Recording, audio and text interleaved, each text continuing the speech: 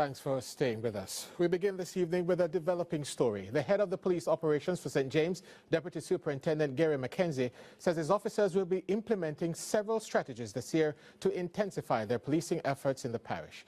CVM Live's Khadija Thomas has more. McKenzie says the parish had more instances of crime last year than in 2016, but they have enforced several operational activities to combat the challenges faced. Speaking with CVM Live, he says they have reviewed their performance and will be taking the precautionary steps to improve their policing. We have already seized more illegal guns than last year. I mean, we are some 50 illegal guns in terms of seizure over 2016.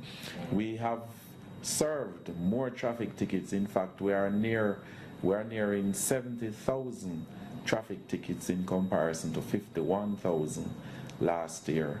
We have made more arrests this year than last year. And so, yes, we have had more murders, but we would have been doing a lot more work. He says they have compared 2017 with previous years and will be making changes on how to serve the area. We know that the number of murders, it is on everybody's lips. But one of the things that we have to look at very seriously is our overall holistic policing activities as against just looking at preventing murders. Of course, murders are the ultimate. But we have to ensure that we look at our overall policing activities.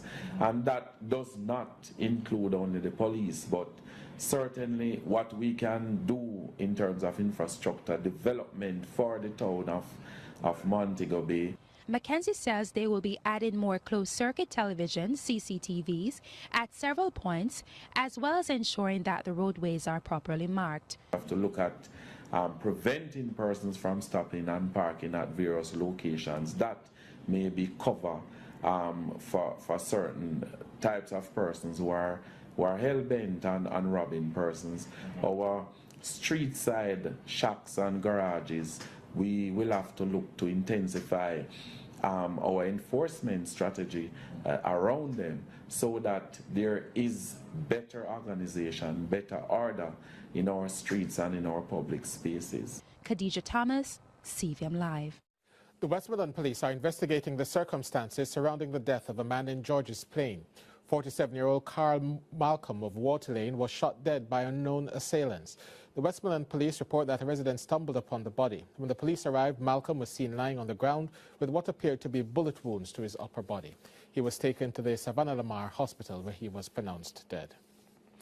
Civic responsibilities and pride were among the themes of the Governor-General, Sir Patrick Allen's New Year's message to the nation.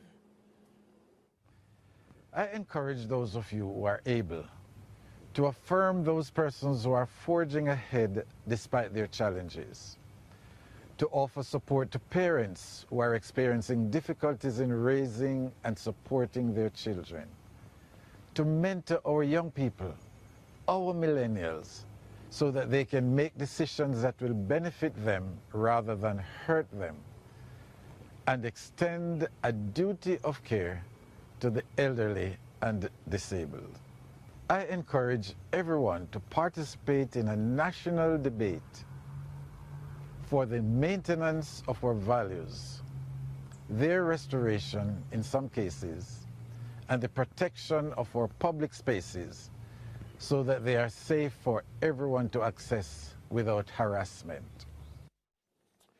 In the meantime, the Prime Minister and the Leader of the Opposition both focused on national security as well as the public sector wage negotiation in their New Year's messages. CVM Live's Joel Croskill reports.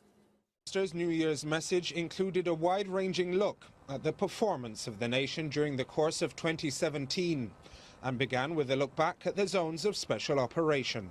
Zones of special operations have shown Jamaicans that our security forces can police communities and control crime in localities without abusing citizens' rights. We have now created a framework for the whole of government response to citizen security. 2018 must be the year when we scale up the zones of special operations to reclaim communities that have been captured by criminals. National security featured prominently as a theme for the nation's leader, who vowed to maintain the considerable spending on Jamaica's security apparatus.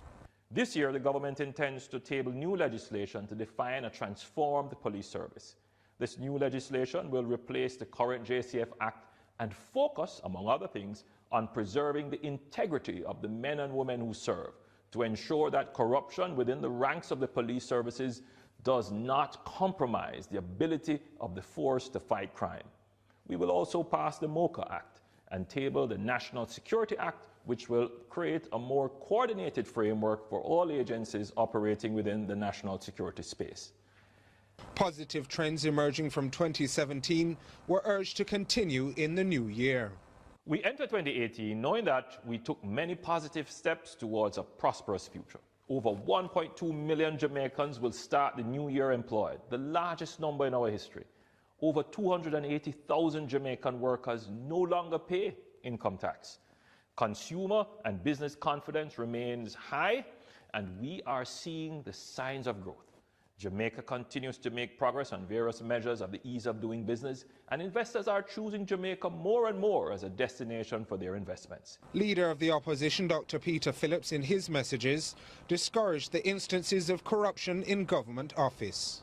There must be no place for corruption or cronyism, which, as the Contractor General has suggested, has become a feature of recent governmental operations. This is evident, for example, in the now infamous $600 million bushing program, and also raises its head in the used car scandal, the results of which have also hindered the efforts of the police.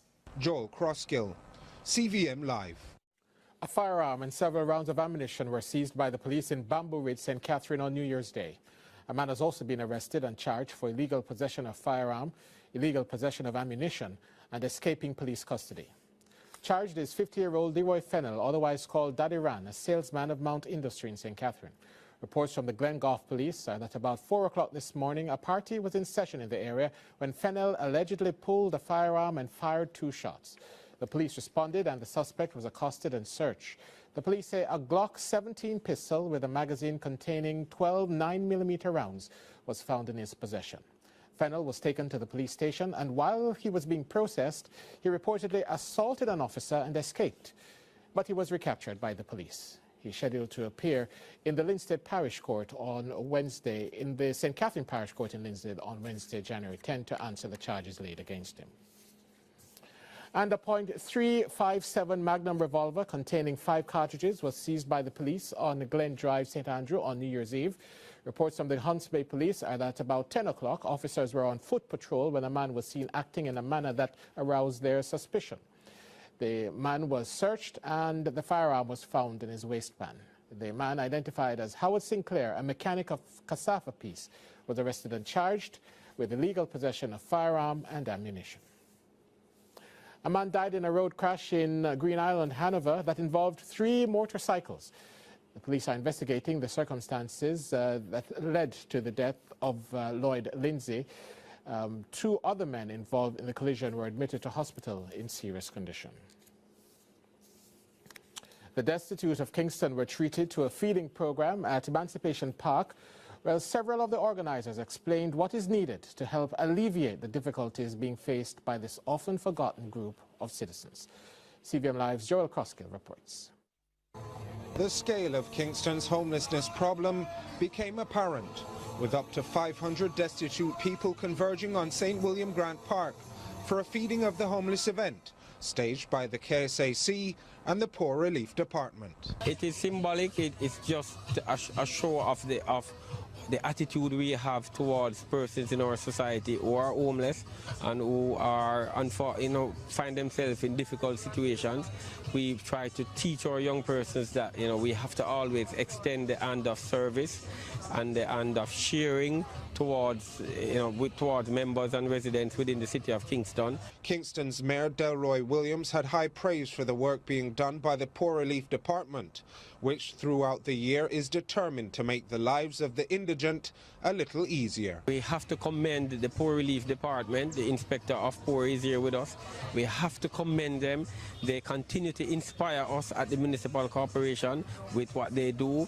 They take pride in what they do. They extend themselves right throughout the year, and you know and they enjoy it. Meaning enjoying it mean that they don't see it as a burden. They are just giving of themselves. A plea was made by the mayor regarding the treatment of the homeless by other citizens of the capital, while corporate citizens were also being asked to make a contribution, as Mavis Farquharson, the Inspector of Poor, made this appeal. What I want to say is to ask corporate citizens to come on board in assisting with the homeless persons that we have in Kingston and St. Andrew, because we really need assistance. What is happening is that the influx of homeless persons coming in from other parishes coming into Kingston, we need more persons on board to assist us. Joel Crosskill, CVM Live. And we begin our probe series this evening looking at the sport of cycling. Here's our reporter, Jermaine May.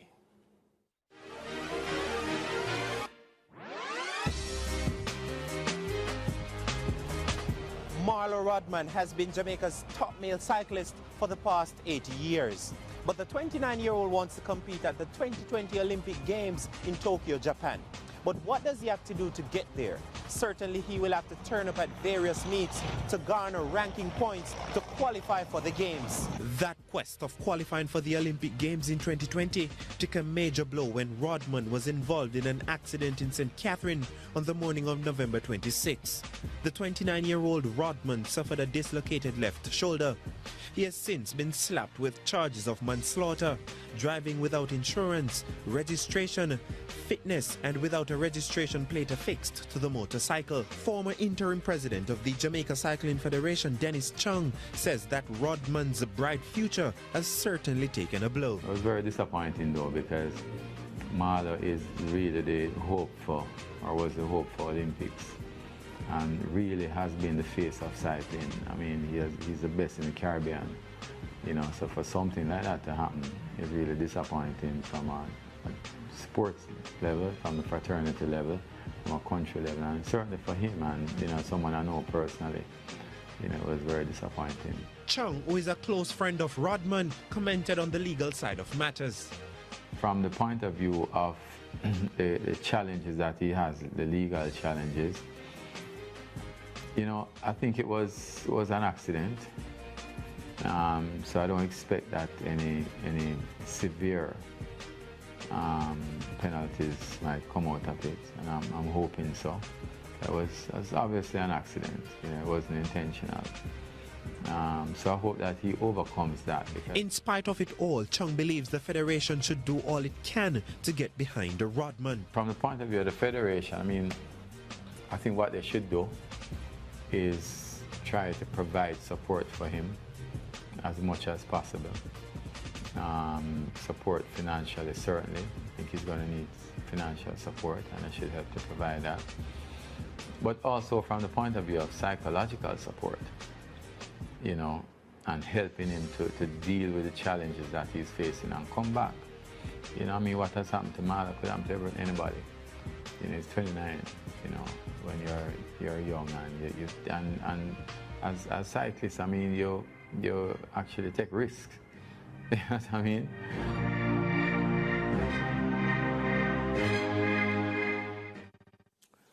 That's our major stories this evening. When we come back, it will be regional and international news.